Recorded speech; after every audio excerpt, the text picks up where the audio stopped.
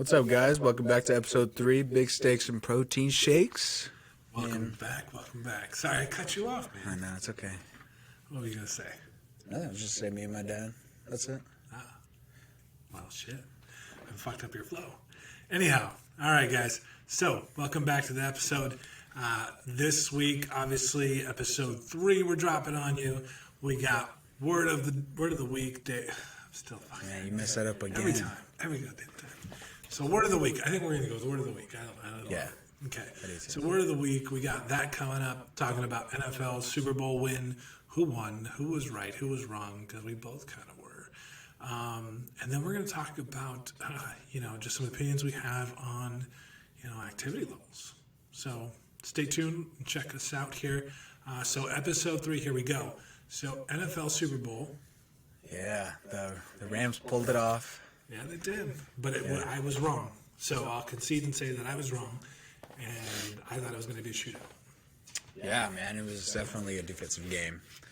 I predicted that last week, and it's just hard to, you can expect that with both of those defensive lines, and the linebacking core of the Rams, both of Eli Apple got torched a lot. Yeah, but he did come out and say that it inspired him. But Jalen Ramsey also gave up, the most receiving yards in a game, in his career, maybe? Maybe.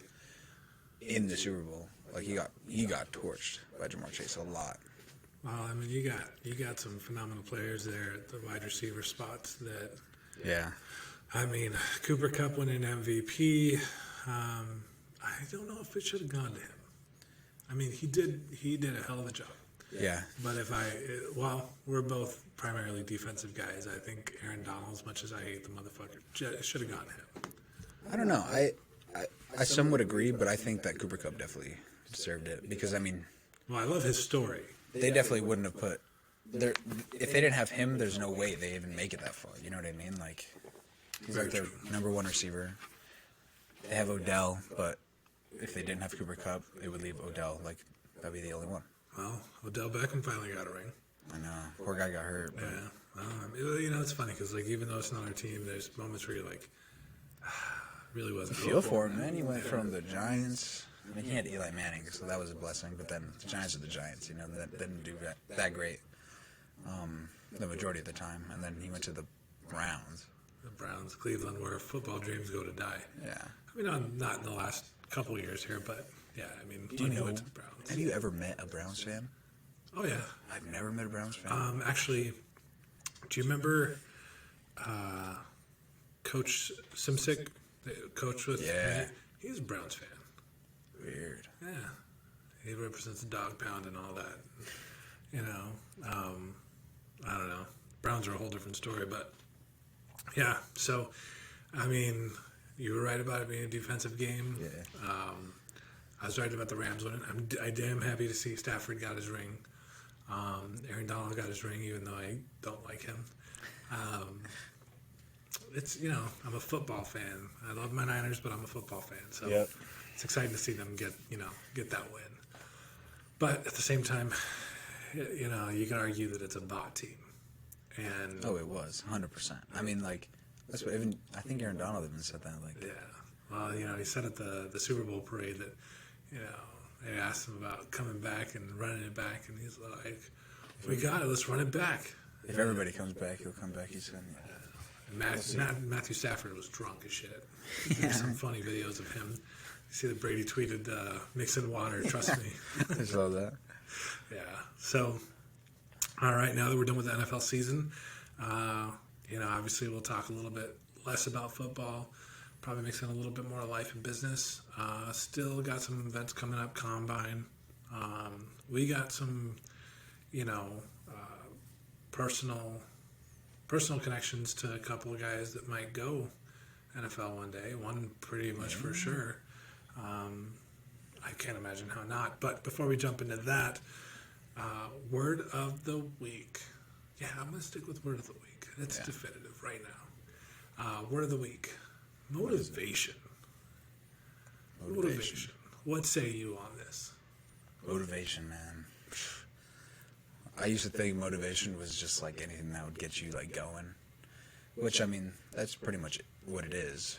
And, like, motivation is important, but it's how you use that motivation and if you keep using it, if that makes sense. Like, if you can become driven after becoming motivated. Because you can be motivated.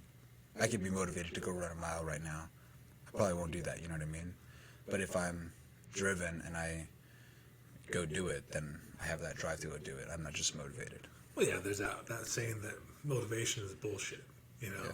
You can be motivated, doesn't mean you're going to follow through like you're saying. I think motivation, inspiration.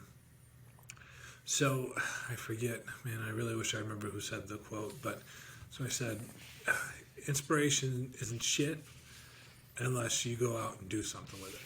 Yeah. You know, and I mean, motivation and inspiration, while they're two different things, are kind of similar in the same way. But, you know, motivation can turn to inspiration. If an inspiration turns to nothing, then you've got nothing in your hands. I think motivation is one of those things where, you know, for example, like if you listen to a lot of motivational stuff and you know you're going to catch yourself not doing anything, like you can feel all pumped up and ready to go. Yeah. And then you just kind of sit there. Yeah, that's not working for you, so don't listen to it. Like, it sounds great at the moment, but like for me, sometimes I'll listen to motivational shit while I'm working out. Like, listen to a lot of Eric Thomas, Les Brown, Tony Robbins sprinkled in, even some of the old bodybuilders like Schwarzenegger, you know, Ronnie Coleman, some of his shit. Oh, yeah. But that shit gets me going. Like, I'm like, yeah, if these motherfuckers can do it, I can too. You know, so like it's not, for me, it's not wasted motivation. Then there's the other definition of motivation. Like for example, one of my motivations for doing what I do and working my ass off is, you know, Mom, you guys, like, Yeah. a dream of better life, or, you know, more and more like that I can do, more and more that I can, you know, provide, like, and not even just in a material sense, but like the ability to make memories, you know. So there's that type of motivation. Oh, yeah, I think I have the same thing. Like, it's a little different, you know, I don't have, like, I mean, I have you guys, but, like, especially since I'm getting older, like,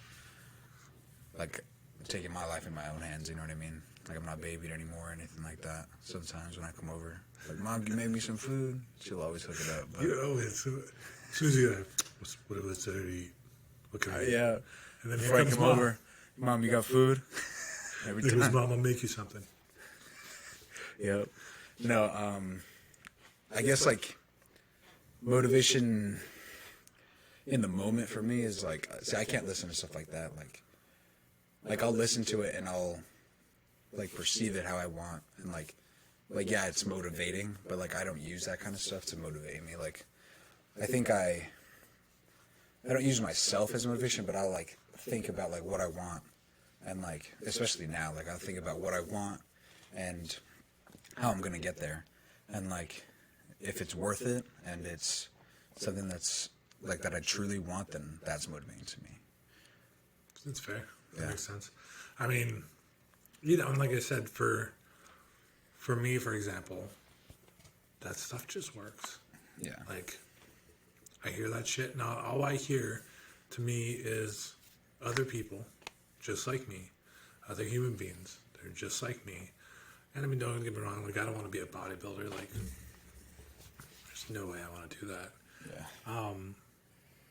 But like my goals to get into the best shape of my life before I hit 40, like that's in line with a lot of the shit they're saying, because they're you know, whole motivation, especially the bodybuilder ones like Kai Green's shit, or, you know, Jay Cutler. They were all going for physique, and like for me, yeah, I want to be strong as fuck, but like, in all honesty, I just want to get in the best shape of my life, like, and not even for anything other than just I'm gonna live maybe 5 years longer, you know. So it's all to preference, really. Yeah. You know, like, but then, you know, you get back to like motivation and what it can do or not do for people. some people just lack motivation, you know. It's really hard to get motivated, especially nowadays when everything's so convenient, you know, and comfortable. Yeah, everything's so fucking instant gratification. But like, how do you fight against that? Because you are part of the generation that grew up with like instant gratification, pretty much everything. Yeah. Especially as you hit high school, like, how do you fight against that? Well, I mean, I'm definitely guilty of that. I mean, especially in high school, maybe in college, or like right after I finished like going to school. Like, I was never motivated because I always had a plan for me. Like, somebody was making the plan for me. Like, I always knew what I had to do because I was doing it for somebody else, you know? But, like, now, like, I got my own bills. I got my own place. Like, it's on me, like, whether or not I want to show up and go to work. Like, I can call out, whatever. But then I know that I'm not getting paid that day. You know what I mean? I can miss a practice and probably still playing that game. Like, it's just like little consequences. But like, I guess like me combating against the like instant gratification and just how easy it is to not be motivated nowadays is that like I'm driving myself to get to where I want to be, like instead of where somebody else wants me to be. You know what I mean? Because I mean, now like this whole U.S. school system pretty much is like, go to college, you know, like, granted, like, the high school I went to had several, like, trade classes, like, they offered, like, welding, they had auto shop, I know they had a couple others, and then, but they also work with, like, the colleges to get you sent to, like, being, a dental assistant, or, like, anything along those lines, so... Like, there's definitely ways nowadays, but, like, the whole system's just teaching you to go to college. Go to college. And, like, I mean, I did that, but, I mean, I wanted to go play college football. I knew that's what I wanted to do since, like, middle school. I mean, plus we talked about the fact that what you do right out of high school and what you want to do might change. Yeah. You know, like, I mean, you thought you wanted to be an engineer. The primary goal was college football. Yeah. And then engineering was just the side effect.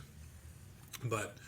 you know, I agree. It's one of those things where you're taught specifically to go into, well, this will be a whole other topic for another show, but into a for-profit system and all this stuff. And not to say college is bad. You know, there's plenty of people that benefit from having a degree or, you know, having certificates that they got in college, but at the same time, a lot of people get sent off, you know, to college and just... They have no idea what they want to do, and here they are, you know, 5-10 years later with all these, you know, student loans that are ridiculous. So, and they're not even doing what they originally studied. So, but, so I mean, in terms of that, kind of circling back to like the motivation aspect of it, I mean, do you think that the way that the system worked for you, like, was that a good or a bad thing? Like the school system? Like in high school? Yeah. Yeah, I think it was good. I mean, especially because there was some teachers that I had that just, I mean, like, I could still think of them. Like, they still motivate me, you know, like, they're just good people. They really changed my outlook on things because, like, especially towards, like, junior year, senior year, I went to class. I did what I needed to do to pass. Like, it was never an issue passing. Like, I aced all my classes except for, like, AP Physics 2 my senior year. That class messed me up. But I also, like, didn't pay attention because it was, like, my last class of the day. I was just ready to get out of there. I didn't need to take it. It was just an extra credit because I didn't want to leave school early for football, and I did sports, and it was just, it would have been trouble. So I think I benefited from the high school experience, like, kind of. I mean, I got my main group of friends. We're probably going to be friends forever. I hope you guys are. No, yeah. Didn't turn out that way for me. I think we will. I think you guys are all super close. I mean, it's funny the differences in experience. Like, I think you guys, because you guys pretty much all lay your shit out as it is. Like, when you guys have, like, issues and conflict with each other, you guys kind of handle it there. My friend group coming out of high school, we definitely didn't operate that way. We don't really even have issues, so it's good. Like, I have my friend group,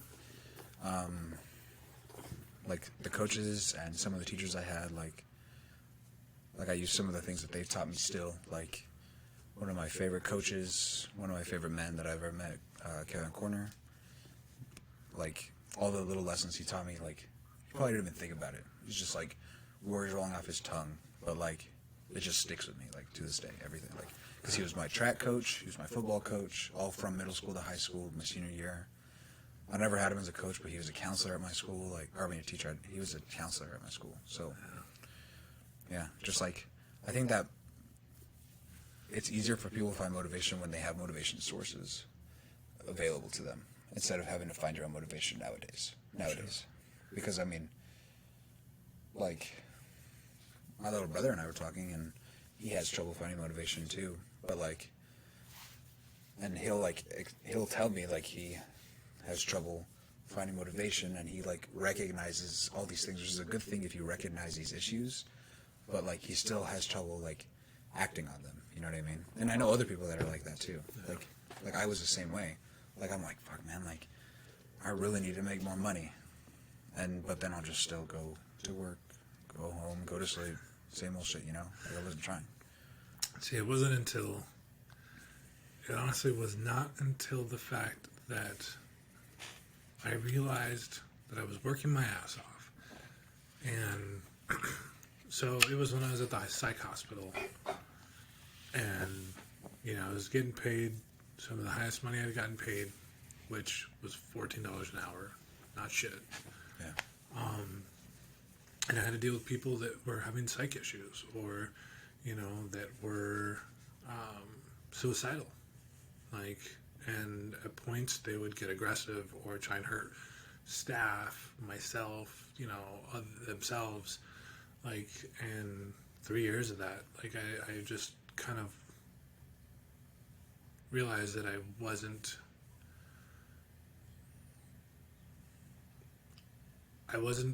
motivated by the fact that I was helping people, because, and again, another topic, but the whole fucking mental health system is a for-profit system that's just bullshit. They don't fucking help anybody. They shove medication down people's throats, teach them breathing techniques and fucking coloring shit in groups, and then they send them on their way. Yeah. But besides the point, I mean, in terms of, you lose motivation when you find yourself not moving forward. And most of the time, the problem is we don't realize that we're not moving forward because we are not moving forward. I think that accountability plays into that, where when you know that you can look in the mirror and say, I'm not where I want to be because it's my fault. Like, every single time that something goes wrong, where's your fault in it? Because most people won't admit, if something's not working, most people won't admit what the problem is. Yeah. And most of the time, it's self, right? When I realized that the problem why I wasn't moving forward was because of me, because of my, they call them limiting beliefs, like what I could do, what I couldn't do, what people would accept me as, like all of that shit, I lost motivation. And then when I realized, okay, well, I'm miserable in what I do, maybe I can do something different. When I got into real estate, I found all sorts of fucking motivation, man. Yeah. And that's the thing, is like, I'm motivated to create an amazing life. And, and I'll say this flat out, like, money is not evil. Money is not a amazing thing. It's a system of currency which we use in this country and the world to be able to do what you want to do. And that's the way I see it. So in order to do what I want to do, and, it's called fuck you money, right? Yeah. Like, I love that phrase, fuck you money. It's because fuck you, I want to do what I want to do when I want to do it, and I'm going to do it. So fuck you. You can't question me. When you have fuck you money, that's when life is, if you have nothing, if if you have nothing else but the ability to do exactly what you want, and you don't have to worry about where your food is, where your clothes is, where your shelter is, anything like that. To me, not to say you're not still going to have problems, because life always throws problems at you, but the ability to do what you want, when you want it, no matter what, that I think can be the most probably freeing feeling in the world. I mean, I haven't been there yet, so. Shit, neither have I. Working towards it every day. Yeah. No, I mean, like, that's, like, I know, like, people are just like, money shouldn't be your main concern or your goal, but, like, we're the only goddamn creatures that pay to live on this earth, man. Yeah. Like, Yeah. fuck. It's literally it. Like, you have to make money. Well, that's the thing. That's one of the things that, I talked to, obviously, your mom about, is that I'm not even a fan of the way that this world operates off currency. I'm not. No. I think that the fact that, you can go see a fucking lion in Africa, and do they pay rent? Do they have to buy their if I'm going back to like Lion King here, but do they have to buy Pride Rock? And how much is that motherfucker valued at? Right. Like, if I build my own house, I should just be able to live there, Nobody's on this land. I mean, fuck. Right. Well, Bring it back. that's where and governments all over the world want their cut, and that goes into a whole system of just fucking bullshit. I know it's a lot deeper than that. Yeah, it's a lot. It goes into millions of layers. Onions. Yeah. But then that's the thing, is that's where the motivation comes from. It's like, it's not the motivation to make money. Like, for me, it's not. When I get up in the morning, I want to talk to as many clients as possible, because I want to help as many people as possible, and yes, I get paid from that. And with that pay, I'm able to do what I need to do and what I want to do. Mm-hmm. And when you're only able to do what you need to do, sometimes life can get really frustrating, And that's where I think I was at for a long time, is I was tired of, you make one payment arrangement to make sure that the next bill gets paid, only to try and make a payment arrangement with the next. Like, it gets old, Yeah. So, motivation can be a lot of things, but I think in terms of just, I think everybody can benefit from it. But at the same time, too, if you're motivated to be Dr. Evil and take over the world, Yeah. I don't know, maybe we can talk to Elon Musk, see how that plan's working out. Or Jeff Bezos. One of those guys got to be like an evil villain, Yeah. They're going to turn into like the Lex Luthor of the world. Yeah. I think I like what you said earlier about accountability. Like, I think that's where motivation starts, like self-motivation. Like, when you don't have any, but you're like looking for it, it has to start with accountability. Like, if you take accountability for your actions, for your feelings, like for your thoughts, like that's where it'll start, because then it'll just spiral into, like, if you can take accountability that, like, oh man, I'm fucking up right now, and you acknowledge that, then you can begin to change it slowly. It's not going to happen overnight. No. I mean, some people can do it overnight, but... Well, some things are overnight. Yeah. And to be honest with you, that's where... I love that you said that, because that ties right back into limiting beliefs, right? Like, so limiting beliefs are part of what stopped me from believing that I could be successful. Like, I said in episode 1, I'm this big, intimidating looking dude. I mean, granted, to somebody who's 6'8", I might not look intimidating. But to somebody who's 5'6", 5'7", I might look a little intimidating, especially, I'm not exactly clean cut. Like, I have the male version of resting bitch face. Like, I always look... Yeah, you do. I always look angry. A lot of that stemmed from working at the psych hospital, too, because, like, having to be serious, like, 99% of the time. Do you have to be? So I tried it a couple different ways. And to be honest with you, it worked best when I did maintain a serious tone, because then when shit went down and somebody that was maybe psychotic was having a break and they were, trying to hurt other people or themselves, and you inject humor, then it breaks for them. Like, something, it's a pattern interrupt, right? Like, wait, this guy was just this big fucking meathead walking around with a serious look. And if I asked him for, towels, he would give me a towel. Or, like, if I asked him, to change the channel, he would change the channel. Like, and then all of a sudden you just drop a fucking joke. It's interesting. And it can be a pattern interrupt. So, but still, I digress. Being who I am, looking how I do, having tattoos, all that shit, that, just, it was a limiting belief, and the accountability had to be there for me to believe that I could actually do the job of presenting myself as a professional, because 99% of what people perceive of others is a projection of themselves. So if somebody doesn't see me as a serious person, that's because that's what they see in themselves. And yeah, I can help or not help that situation by like if I were to show up in, let's say, dirty ass clothes to a listing appointment, I don't help that perception of me. Whether or not they base their own perception on themselves or what they think their agent should look like. If I walk in cleaned up, like I'll never shave the beard, fuck that. But if I walk in cleaned up, like shaved, haircut, all that, and I carry myself with confidence, they're going to perceive me differently than if I'm, just dragging myself around. And that's the accountability thing, and that's what I'm saying. Some things can change overnight. Some people just don't believe that they can change them overnight. Yeah. So, I agree. Yeah.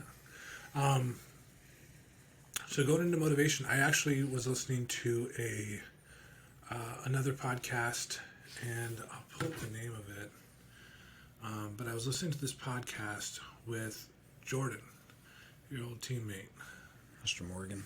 Jordan Morgan. That little guy? The little guy. And he actually was being interviewed. Let me see. I'm going to pull it up real quick here. So, inside the NFL Prospects podcast, he was interviewed by them and was kind of talking about where he, his journey to where he's at, because he's going into his junior year, I believe. Yep. Big year, because there's a lot of players that, after their junior year, they make the decision on whether they're going to declare for the draft, or whether they're going to come back for a senior year. You got Coach Jed Fish over at University of Arizona, came from the whole Patriots, Bill Belichick lineage. Didn't have a great season last year, but there's a lot of hype going on at that school because they had a pretty good recruiting class. Jordan's starting left tackle, and he was talking about how he's excited for this next year and everything that they're going to be able to do.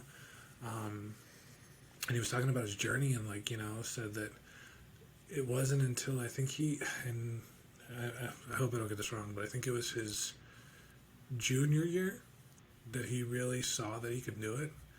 And I mean, it'd be interesting to talk to him and see what his motivation or motivators were, or who they were. I know that his mom and dad are a big motivation for him, and that's actually another reason why he said in the podcast that he chose to stay here versus some of the other schools that offered him, because of the fact that he wanted, mom, sister, brother, all of them to be able to come to the games. So you played with him. I mean, I know that when Jordan first came to Marana High School where you were at, he wasn't as big of a guy. Nah, that kid was soft, too. It is, it's mind-blowing, because you see those big old kids in high school, and it's always the really big ones that are super soft. And, Jordan was younger than me, so, he was a sophomore when I was a junior, and, he was big and strong still, but he just didn't have, that drive yet. And I remember, I don't think this is when it exactly clicked, but I just remember one practice, me and Noah, we are lined up, we were the senior linemen that year, we'll line up against him, we're, kicking his ass all practice, and then we pissed him off somehow, and he just sends us both flying in separate directions, and then kills our freaking running back. It was ridiculous. He was just playing Scout D and just destroyed us. That's crazy. Yeah, we were both first team all region offensive linemen. It's not like you guys were, No, yeah, these little linemen. Yeah. You guys were strong and you guys were good. Yeah. So the fact that he was able to do that on the scout team, you know. And I always knew, especially, I mean, like, his brother was a beast, man. Like, strong and fast, big, like that family was very talented, you know. Like, I was like, man, this kid's gonna freaking tear it up. Well, Big John was pretty strong, and I mean, when Jordan came, he played JV for most of the sophomore year, his sophomore year. Yeah.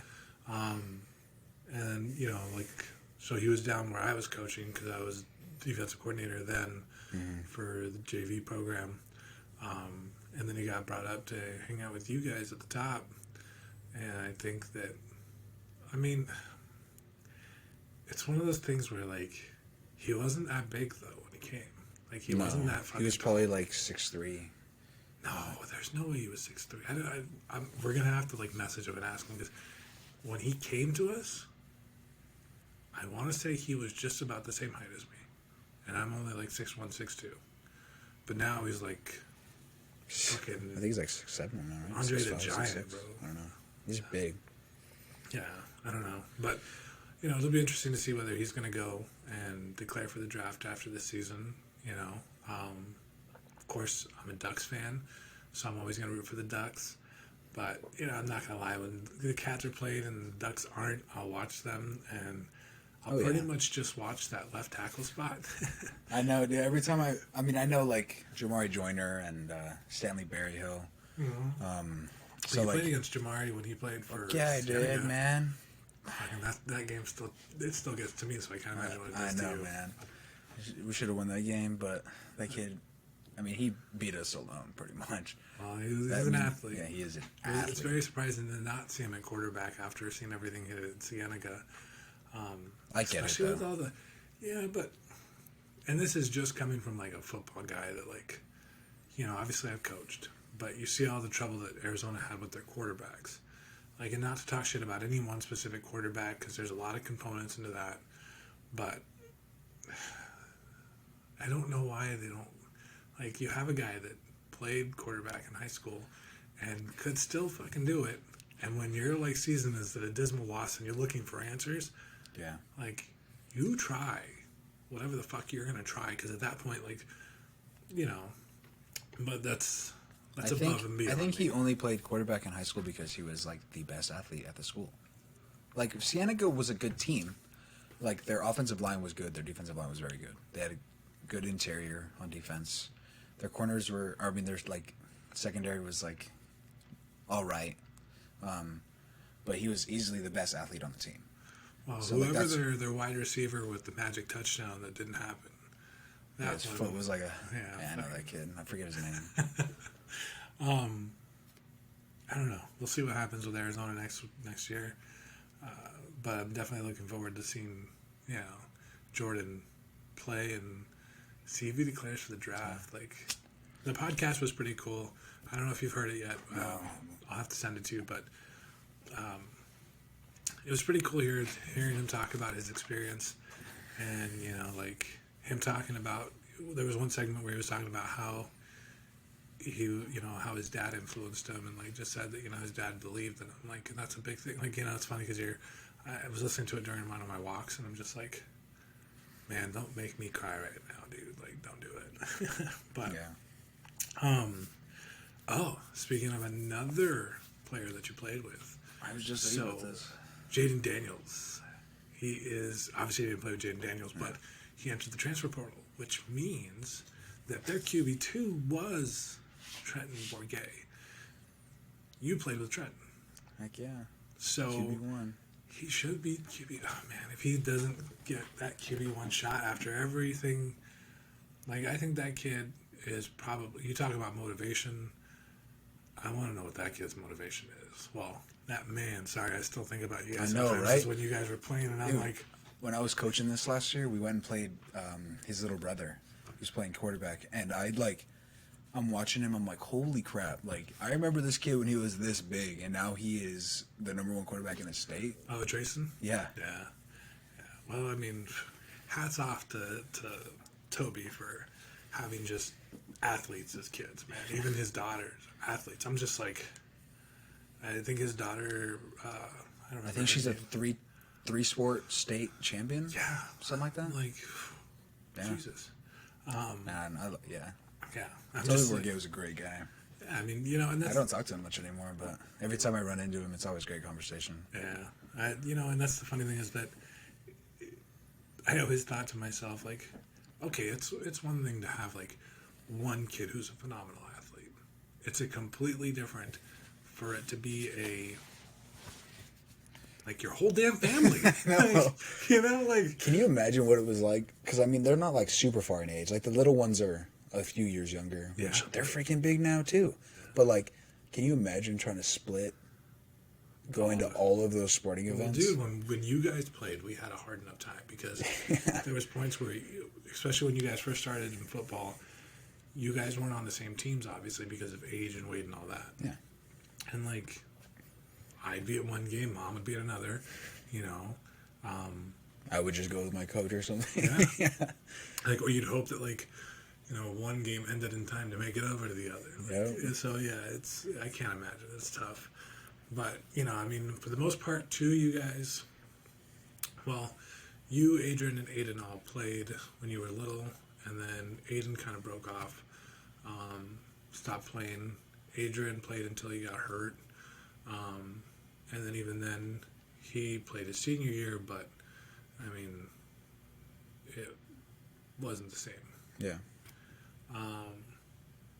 Because that was the COVID year, wasn't it? Yeah. That was that weird year with I the think weird so. coach. We're not going to mention that guy's name. He's not even worth mentioning. The new coach over there, though, Coach Stu, Stu. I like him. I haven't had a chance to actually talk to him, but, you know, from everything that, like, from the other parents that I run into that, like, still have kids that go there, that play, like, you know, they all have great things to say about him. Yeah. You know, took the program from being, you know, well, when the other guy inherited the program, he inherited a phenomenal program. About buried it.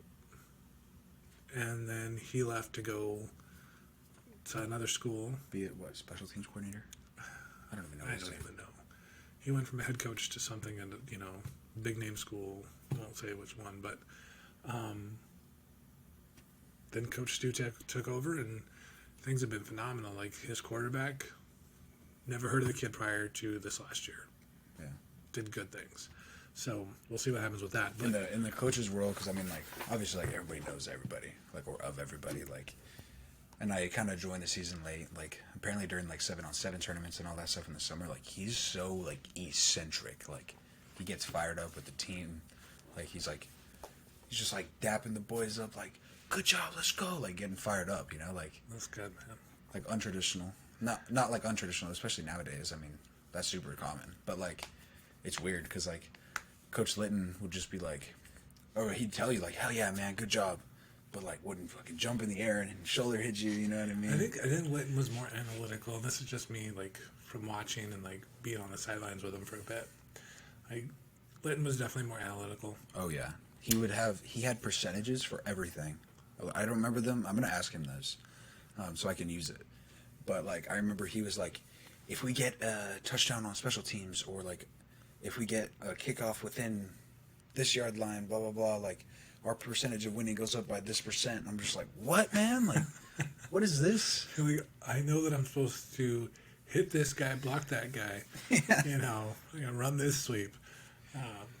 Well, you know, but that's the thing is that like you have coaches like him, and then you have coaches like, I mean, like Coach Stu sounds like more like, you know, just a coach that can really connect with his players. Like myself. And when you have a team like that, when you have a coach that connects with you, it makes you actually want to play, you know? Like, it's easy that way. See, like myself, I was more of an old school. There was a coach that I had. I'm fairly sure he passed away. His name was Coach Alisi. And he was this old school Chicago Bears fan. Hard ass. Like, fucking hard ass. But I love the man to death. When you made a great play, whether it was practice, whether it was during a game, this motherfucker would headbutt you. And he wasn't wearing a helmet. He would, you know, he did all the shit that, you know, like, talking about with Coach Stu, but then at the same time, the hard ass part would come out of him in a practice. If you fucked up one little bit, like, he would tear into you. And, you know. It's a little different nowadays. It is. I think things have gotten a little softer now, but, like, he would tear into your ass, and you'd just be like, fuck. And, you know, one thing that I remember him saying to me was, it doesn't even matter what the fuck I think of you. Do better. Be the best fucking player that you can be. Stuck with me forever. Like, so, you know, when I coached, I love my players, you know, like, so far I helped one of them buy a house, like my actual, like, JV team that I coached there at the high school, one of them buy the house. Another one's in process of trying to get to buy a house. Like, I helped Diego that you played with, you know, that, I mean, I was mainly a hype coach on varsity, you know, and, like, I had to calm Diego down a lot. Yeah. You know, but it's just, I loved connecting with the players, but at the same time, like, during practice, I was a hard ass. And if you didn't run something right, I would tell you, and I'd tear into you. Probably not as bad as Coach Alisi, or I definitely didn't do some of the shit. Like, I remember one time Coach Alisi, like, threw my big ass down on the ground and was like, that's how you fucking knock a motherfucker over. And I'm like, this dude's like, and I think he was like 5'4", but just a strong little bulldog of a man. And I'm like, I mean, I was already 6'1" at that point, and I'm like, how the fuck did he just knock me down? Okay. Of course, I couldn't get away with that nowadays, but, you know, it's just funny. But it's all one of those things, you know. But going full circle, Trenton should get the shot. I definitely think that, I mean, I don't know. ASU has a lot of problems with the coaching turnover and all the kind of scandal that's going on there, but There's a scandal over the recruiting stuff. They got in trouble for a bunch of recruiting stuff, and I think right now the only two that are, like, really part of the staff that's been there are the athletic director and, you know, the head coach, Herm Edwards. It's good Herm Edwards is there. Yeah, but if he's part of the recruiting bullshit that's going on, that's not good. Oh. So I hope that, you know, Trenton gets a shot, because he's worked his ass off for it, you know. So maybe when everything dies down and we figure out what's what, maybe we can get Trenton come on the show and talk to us about, you know, just his motivation, like, what's pushed him all these years. Because, I mean, that man stays dedicated to his craft, you know. Yeah. So it's pretty impressive. Going from motivation to kind of our opinion piece for today. Yeah. So we're both in agreement that everybody should maintain some sort of active lifestyle. What are your thoughts? I don't think that everybody needs to go to the gym or run marathons or anything like that. But You don't want to run marathons? I probably will. Fuck eventually. that. Calm down, David Goggins. No, not for that reason or anything crazy, but just because, like a fundraiser or something, we'll see. But, like, just with how, I mean, especially America, because our obesity rate's so high, and like the number one cause of death in both men and women in the U.S., maybe the world, is like heart failure, I think. I just learned this, and I'm spacing, but like most of these causes of like illness or like illness, injuries, like other sicknesses, like most of them can be avoided or aided by like some level of activity. Like it could be moderate to light or like extreme, like how me and you were doing. Like anything is better than nothing, you know what I mean? And like it's hard to get like people motivated, especially when like they've never done it before, because they don't want to go to the gym to feel like feel out of space, you know, like because people are very judgmental nowadays, you know, like you know, though, man, like I think that's where, and I've had this conversation quite a few times. that's wrong, and it's a misinterpretation. What? Because Which one? about how people are so judgmental. Now, when you first go to the gym, and I can tell you from experience, you know, maybe I'll tell the story a little more in depth in another episode, but, you know, getting told I'm squishy by your sister, my daughter. I mean, shit, she was, what, 2 years old at the time? Oh, yeah, You I know? remember. And I'm just laying my ass on the couch, and she comes up and pushes on my belly and tells me, "Daddy, you're squishy." And I was like, what? I was like, man. damn. Fucking truth comes out. You know, but then going into the gym, you feel like everybody's eyes are on you because you're out of shape. You're going in there like you're not. You know, like I hadn't been to the gym since I was fucking 17. Like, I mean, yeah, kind of. I mean, when I joined the army, I had to go to the gym for a little bit, but I did more running than anything prior to actually joining. But I mean, you know, you feel out of place, you feel awkward, your form sucks, like you don't feel comfortable because you feel like everybody's staring at you, worry what everybody's thinking about you. But why I say that's wrong and perception's off is because 99% of the time, the people that we think are judging us are worried about people judging them. Everybody who plays in this vicious circle of, what are they thinking of me? And you know, you got the attention whores that are like, you know, the dudes that are sitting there flexing in the mirror and they're wanting everybody to look at them. Yeah. You know who they are. You can see them. But that's what I'm saying. And like that kind of thing. Like if you go to a place that like even if they feel like everybody's looking at them, but then there's dudes over there that are like in super good shape, that can make them feel uncomfortable. You know, that's what I'm saying. Like it's hard to get motivated. It is. You know, I mean, I know that when I first started, it was very hard to like look across and see somebody who was like down at like 8-9% body fat, like and just ripped, like because I'm like, I'm nowhere near there. Yeah. But at the same time, like, I also thought to myself, like, there are other people that have been in worse shape than me, that have weighed more than me, that have had health problems that I don't have, that get into really good shape, and whether it be 8% body fat, 9% body fat, or they're training for, you know, the Olympics, or they're training for their local, you know, 5K, like, it doesn't matter, you know, and that's one of the things where I agree, it's hard to find the motivation when you first go in, but I also think that if you're that nervous that I think that's where probably getting somebody like a personal trainer is ideal.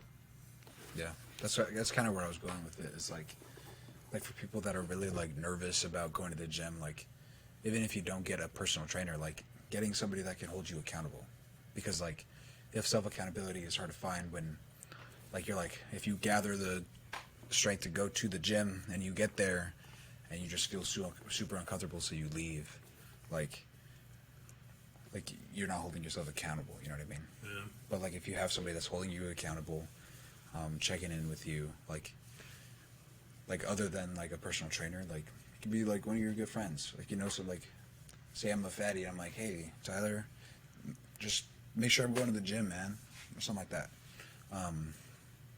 But like personal trainers definitely like with everything that I'm learning right now, like I was just like, what? I feel like I'm in science class, man. Like, Well, it's I'm, like funny learning what the you body and like learning all these health. what you and I risks. know about fitness prior to you doing your classes is going to be completely different than what you know about fitness after you complete and you're certified. Yeah, it's like I heard it was like what we know now, like is bro stuff, you know, like oh, curl like this instead, or like that's bro talk. But like when you like talk about the different like muscles you're working, like the form, like that's like actual like how you should be explaining things, especially to new people, because like if they can learn that properly, like it'll help them in the long run.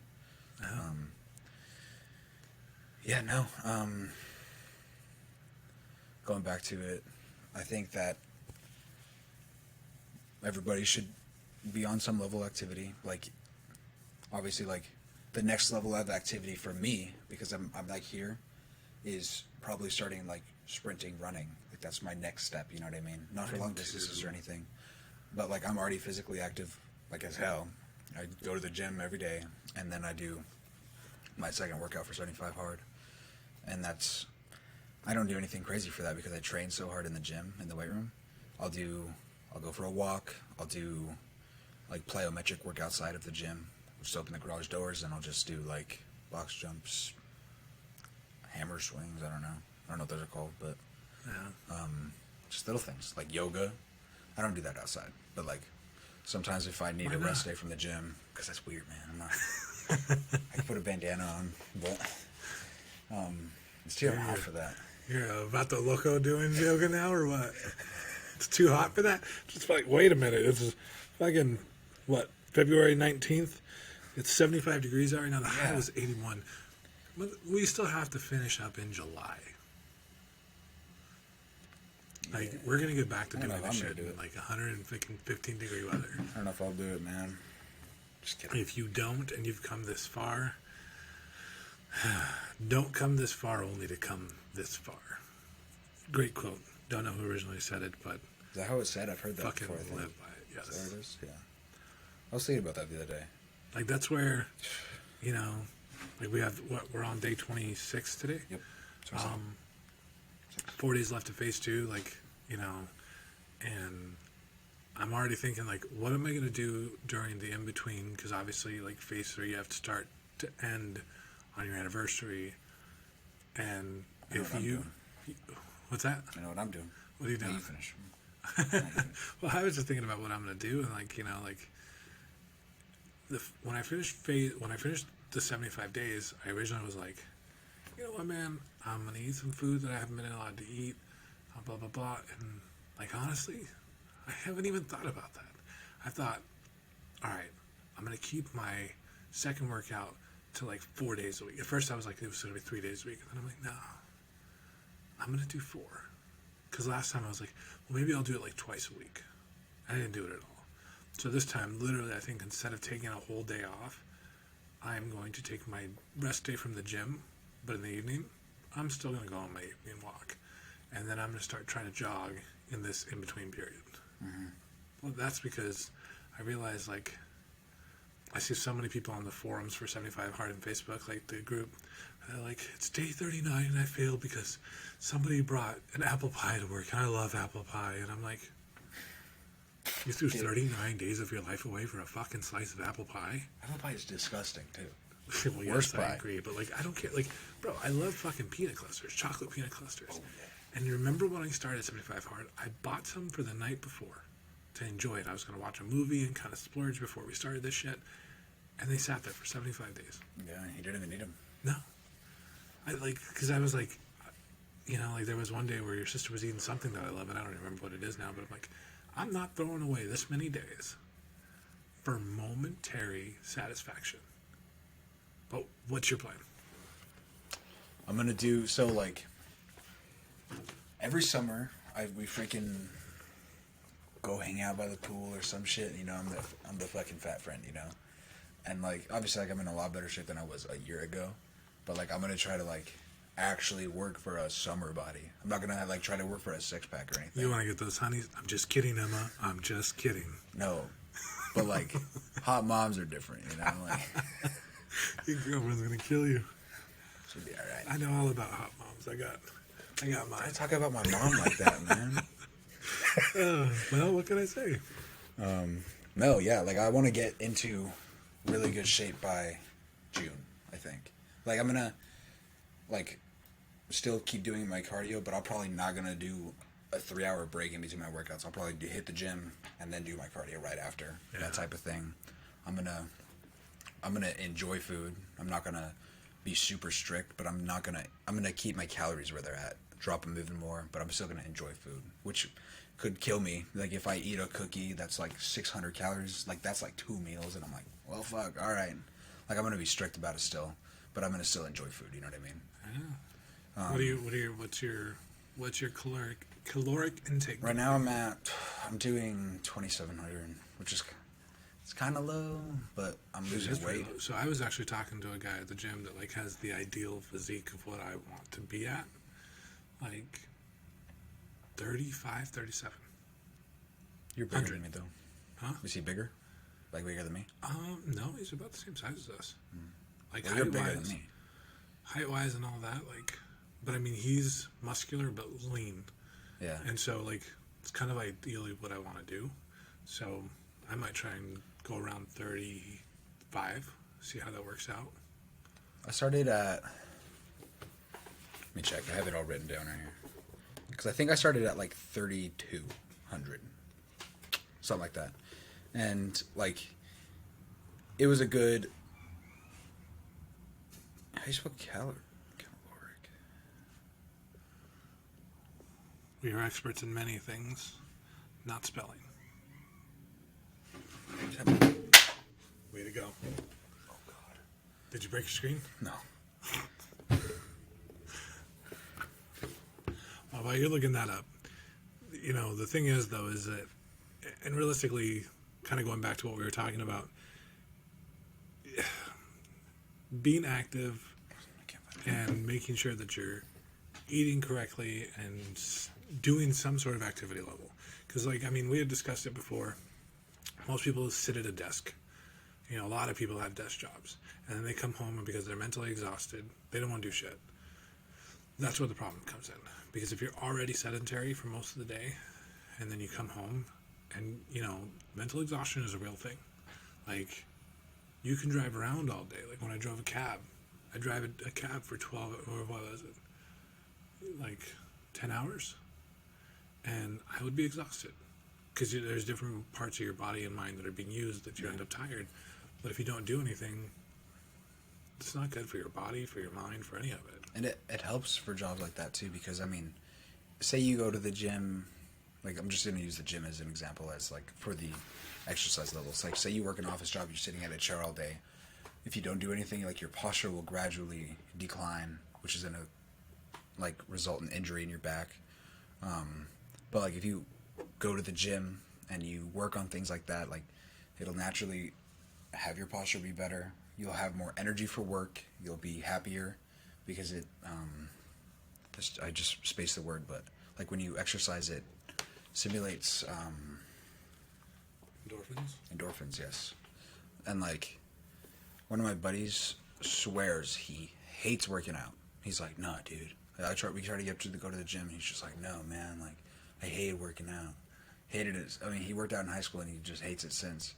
But he, like, his passion is, like, snowboarding, and fucking, like, every time he goes snowboarding, a lot of core strength for snowboarding. He's so, like, happy, and, like, that's, like, where he's the happiest, you know. Like, see, that's where people. But that's an exercise. That's an exercise. Yeah. Yeah. Like, and granted, I mean, you can't snowboard year round here in, you know, in Tucson, Arizona, but, like, I mean, there's just so much you can do. Like, I prefer the gym. I prefer lifting weights. Yeah. Like, to be, like, honest, like, I go back to, episode 2 that we talked about it, where, like, swimming. Swimming is probably the best exercise for you. I don't think so. I think it probably is. I mean, I think think it's about all it. You're getting cardio. You're getting, you know, muscle twitch, like fast twitch, slow twitch, all that. Like, you can't argue that a professional swimmer isn't probably, like, look at Aquaman. I got called Aquaman at work today. Well, I mean, I still think you missed your calling in college to be Aquaman for Halloween. There's more Halloweens, man. Yeah, well. I still got long hair. Yeah, don't waste it. It's a fucking perfectly golden opportunity. I was fat in college, man. I could not pull that off. I mean, hey, if and I'm sure the pictures exist somewhere out there. If I could pull off a Johnny Depp. I was like, what? Johnny Depp in a fucking robe. Like, you know, I think I went, because I didn't want to buy a full costume. We bought a Pirates of the Caribbean Jack Sparrow wig. Mom put some eyeliner on me, and I fucking went as Johnny Depp, like, sitting in the casting chair, like, and I mean, granted, this is back when I drank, so, like, I was just sitting there with a beer in my hand all night in a fucking bathrobe and a wig with eyeliner on, and fucking, it looked pretty impressive. Like, people were like, okay, I can see it. But, like, if I could do that, you could pull off a You can pull off a, married Aquaman, 6 kids later, 6 fish later, you know. But, hey, if you get that summer body, just hold on to it until Halloween. Yeah. I bet, that has been my thing because, I mean, I got down to... So, I was 225 when I graduated high school. And then I, really, I was like, if I'm going to go play college football, I need to get bigger. Because, when I took my visit, I was, 220 pounds. And I met some of the guys that I'm be playing against and, with, and I'm just like, holy Who's shit. the big guy that you're in with, though? Hans. Big That mofo. guy was He was giant. 6'3", 290, 300. Big boy. I just find it funny when guys that are that size go off and whether they're college level athletes, professional level athletes, and then all of a sudden their careers are done, right? He actually just signed to a semi-pro or a professional team in Germany or Europe or somewhere over there. That's cool, dude. Yeah, that's awesome. Badass. We're gonna have to talk to him, see what his experience is like over there. Hell yeah. Yeah, man. Well, I mean, that's the thing though, is that you gain weight regardless. I think after high school, pretty much everybody does. Yeah. Especially when you go to college, they call it the freshman 15 or freshman 50. It just depends on how much you eat. I've seen both. I did 15, and then I came home. I think I was around 250, where I usually am when I was up in school. I went back for my sophomore year. I got up to 285, 290, bro. All you can eat food, and it's negative 20 degrees. I remember. Yeah, it was not good. And Jersey was fitting you pretty tight there. Lose my breath, tying my shoes and stuff, man. I hated that feeling. I think that's where one of the other things that motivated me to drop weight is that I realized tying my shoes was a difficult thing, and I'm I don't want it to be that way. Yeah. Because my dad says that. So apparently, his dad died at 79, and my dad's grandfather died at 79, and my dad swears that he's gonna die at 79. I'm How old is he? 76. And I'm motherfucker, I do not want to die at 79. That's not my goals. I want to live to maybe 1,003. No, not really. Maybe. I don't know, dude. Okay, quick question here. We'll use this in place of the father-son question today. Okay. So if you had the opportunity to be immortal, do you take it or do you leave it on the fucking table? Can I still have kids? Yeah, you can still have kids. Yeah, You can still have kids. You can still have a wife. You can I still would take it.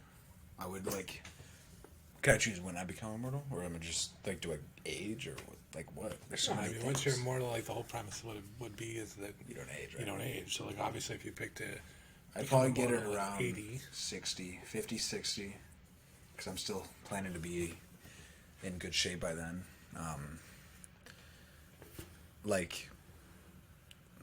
I'll have my family, but then I can. But what if they're not immortal?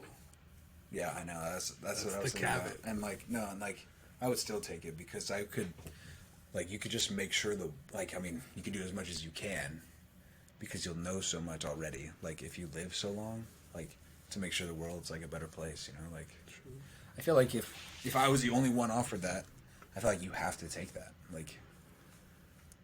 That'd be selfish not to. Yeah. I don't know. I have a tough time with it because, you see everybody die. And, granted, everybody's going to die anyways at some point. Whether, you're 80 or, I just had a friend die 3 days ago, I think. Really? Yeah, it was a friend that, not super close, but we used to hang out, just kind of same crowd. Good guy. His name was Mike. Not Panda Mike, right? No, not Panda Mike. Just shit happens, man.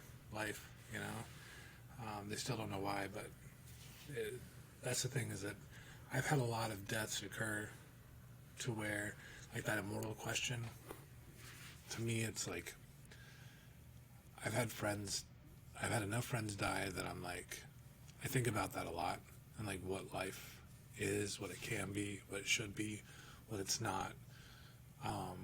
but it definitely should not be. And I think Immortality would be this beautiful disaster.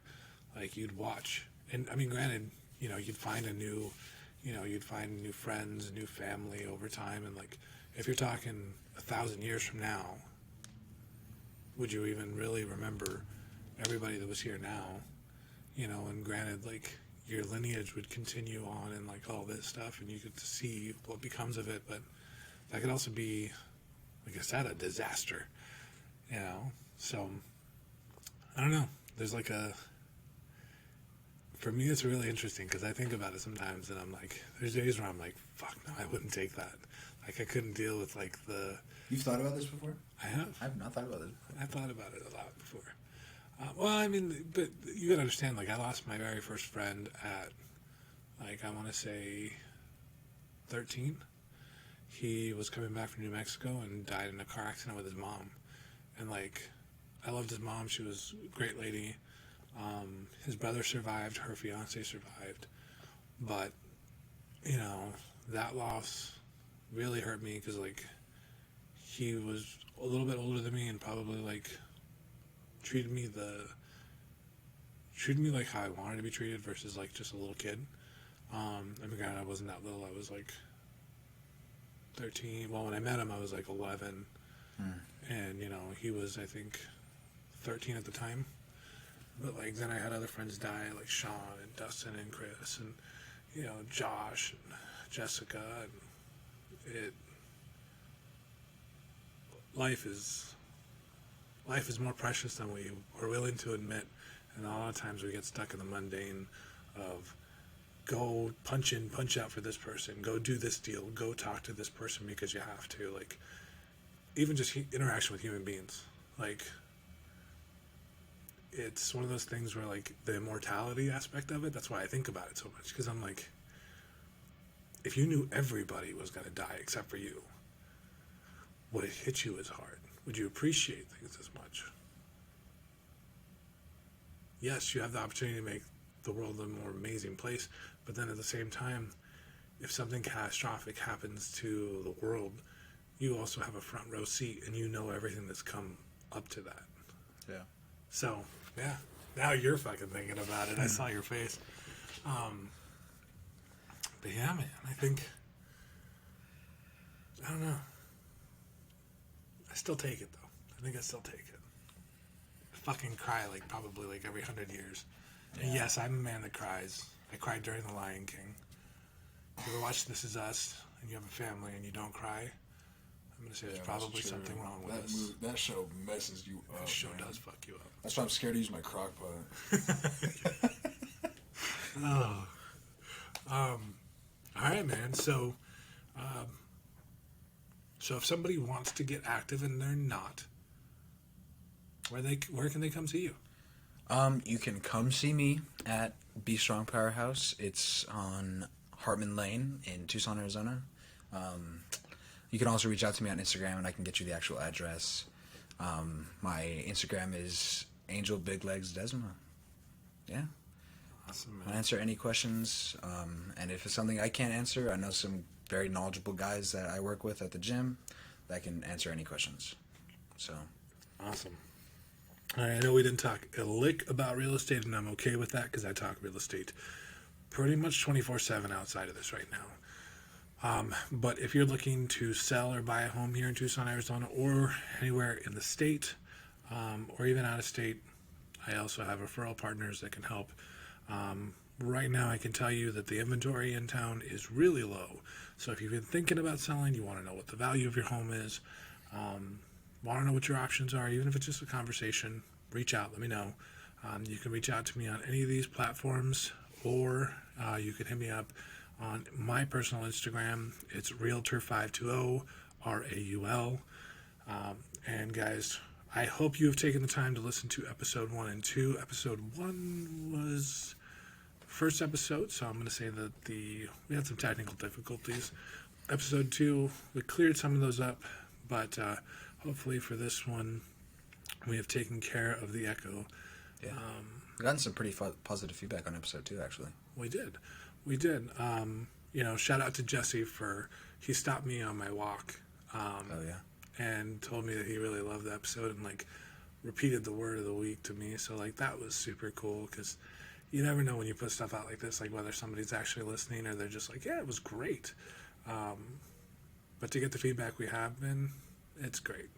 I appreciate it. So shout out to you, Jesse, and I know that you had a friend reach out to us that really valued the podcast. Oh yeah. His name's Taryn. He goes to my gym. He's a super cool guy, man. He reached out and said it was really heartwarming for him, and he loves that we're doing it. Nice. I enjoyed listening. Oh, that's cool. Yeah, I get to meet him. Other than that, guys, do me a favor if you can, anywhere you're listening to us. I think last time I looked, majority of our listeners are on Spotify. We're on Apple Podcast, Stitcher, Google Podcast, all the major podcast providers, and on YouTube. So whichever way you do, if you guys could give us a 5-star rating, it'd be much appreciated. And if you guys could subscribe, we would totally dig that too. I was going to say his name's not Taryn. His name's Julian. His Instagram name is Taryn. Wow. I messed that up. Way to go. All right, guys. Well, it's been a great episode.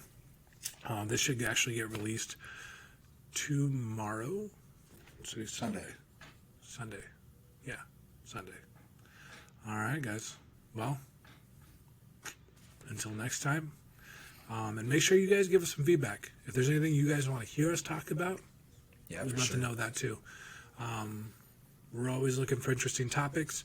I will tell you guys, for the most part, we're going to stay clear of politics. So if you come at us with politics, no. That's just not. We decided that's off limits. So anything else can even be slightly controversial. Oh, yeah. Let us know. I love that stuff. All right, guys. Well, until next time.